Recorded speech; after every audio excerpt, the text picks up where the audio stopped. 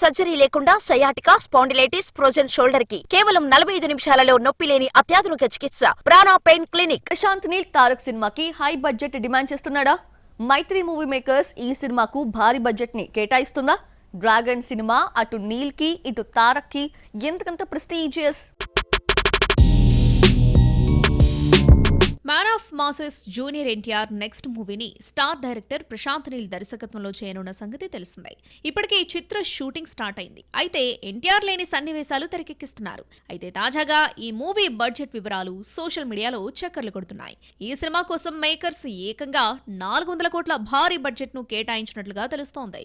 400 కోట్ల బడ్జెట్ అటు చెర్రీ సినిమాకు కేటాయించారు. అదేవిధంగా ఇప్పుడు తారక్ సినిమాకు కేటాయించడం సర్వత్రా చర్చనీయాంశమైంది.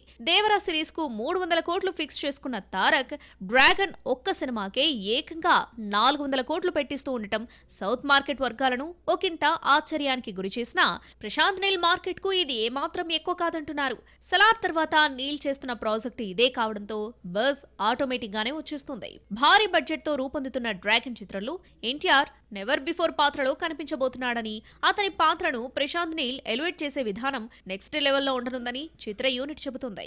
ప్రస్తుతం వార్ 2 షూటింగ్ ను ముగించే పనిలో ఉన్న ఎన్టీఆర్ మార్చి నెలలో ప్రశాంత్ నీల్ మూవీలో జాయిన్ అవుతాడు.